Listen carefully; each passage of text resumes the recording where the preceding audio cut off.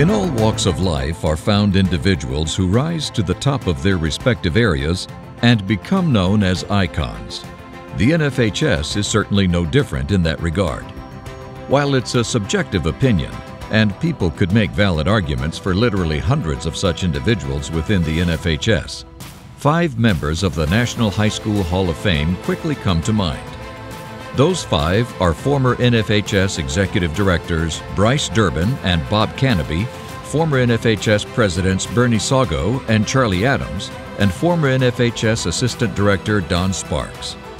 Durbin, who was Executive Director of the NFHS from 1976 to 1993, didn't have far to travel to join the organization, as he was Executive Director of the Kansas State High School Activities Association in Topeka, just 72 miles away.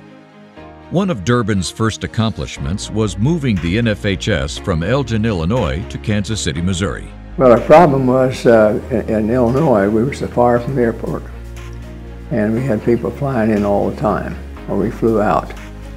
And we also knew that we had to rebuild some of the building so we could do what we wanted to do. And so that's why we accepted and found out in Kansas City that there was some land available very close. Once in Kansas City, Durbin oversaw the implementation of an in-house printing operation. All the printing was someplace else. And that's why in Kansas City then, we had all of our facilities right in our building. At that time, the NFHS and its member associations were expanding from offering just athletics to also including the performing arts. We felt that we needed to have those activities because we had girls and boys, and we have athletics, and none couldn't do anything in athletics. And we felt that we ought to be experiencing activities, important information for those people. And that's why we changed a lot of it. Over the years, former Iowa High School Athletic Association Executive Director Bernie Sago has gained tremendous respect for Durbin. During the 1989-90 school year, Sago worked very closely with Durbin when he served as NFHS president. And Bryce had the idea that the values that kids have got, like discipline and dedication and desire, determination, courage, loyalty, teamwork, pride, that's what comes out of activities. And Bryce got that across. Sago quickly understood the quality of the NFHS top leadership and the value of all the states working together toward common goals. Because people were looking for resources. The state associations were all starting to grow now in number, and they needed more help. And the place they get help is to pool their ideas. And the National Federation is a pooling place for all the states to bring their ideas, innovative and creative ideas. And the National Federation was responsible for that. And consequently, that's when we had our greatest growth, is when we had the most things going at one time. The National Federation was extremely important when it was started. It's more important today than ever because of all the outside pressures and things on young people.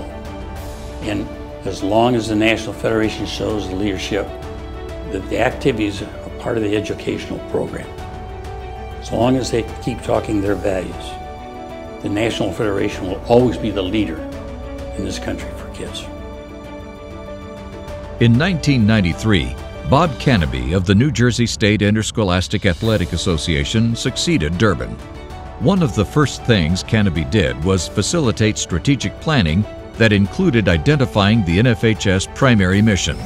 And we began to look at what's our meaningful contribution to the American way of life as a result of participating in sports and activities.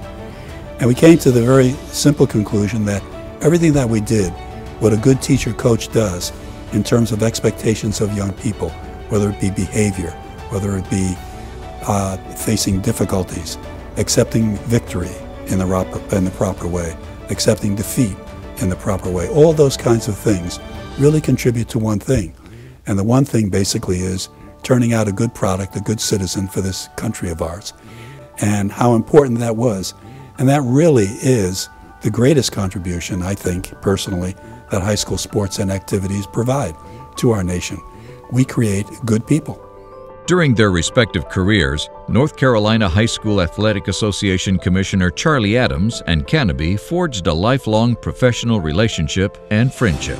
And was fortunate to strike a relationship with Charlie that really was a relationship that became a friendship. And everybody was right about identifying Charlie as a leader who had vision and forethought, and were doing things here in North Carolina that many of the state associations, including New Jersey, was not doing on the national level. The collaborative efforts between Canopy and Adams yielded numerous fruitful initiatives for the NFHS. The Federation had an authenticating mark program, and with Charlie's leadership and help, I can still to this day remember us going to the Sporting Goods Manufacturers Show in Atlanta, which was a huge, huge operation. And with the idea in mind that we were going to convince some manufacturers that they should put the NFHS logo on any ball or equipment that's used at the high school level to make sure that it met the specifications that we had in our rules. And people were a little skeptical about whether or not that could be done. But through Charlie's leadership and guidance, etc., we did get it done. During the 1997-98 school year, Canopy and Adams formally joined forces as the NFHS Executive Director and President, respectively. And there were so many different things that we did that all of them would be considered highlights. It was just a year in which we went from one thing to another and it was probably the most exciting year that I'd spent, certainly as a board member and serving as president that year. Adams' experience with the North Carolina Foundation helped pave the way for a similar one at the NFHS. Well, I was concerned when I was the director in North Carolina that there would be a time that we could not offer some of the non-revenue sports because we were draining football, basketball. And so I had the idea that if we created a foundation, that down the road that would be a life jacket and that we would be able to pull money from the foundation as it continued to grow and then take care of the non-revenue sports. And it turned out to be a gold mine. I mean, it's something that is still going, and the revenues are up, the schools are getting money back from it, and the association is able to offer programs in sports that they would not have been able to. So the foundation was a good idea, not only for state associations, and I think we might have been one of the first ones, and it certainly was a great idea for the Federation.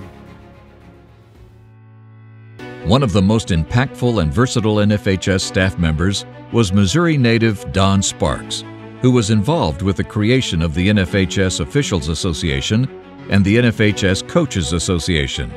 He was also instrumental to the creation of the NIAAA. The motion was passed unanimously, and we decided that we'd have another meeting in Kansas City now. The Federation had moved to Kansas City, and we would name the organization and set up Tom would set up the Constitution, the original Constitution and so forth. And the first officers would be elected in Omaha at the conference, and then that would be the beginning of NIAAA. And then that also began the upward surge of the attendance at the national conference.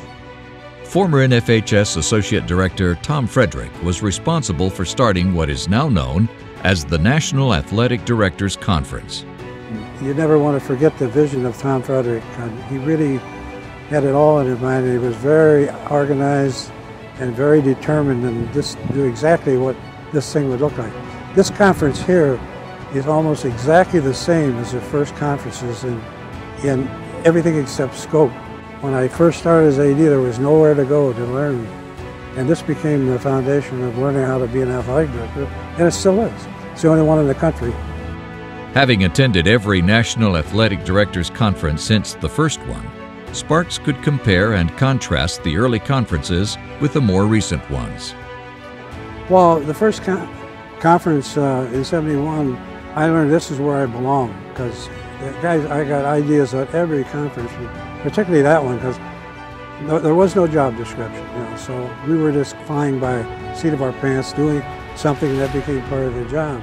But the biggest difference, I think, is the certification program and the education that is actually organized and just expanded tremendously.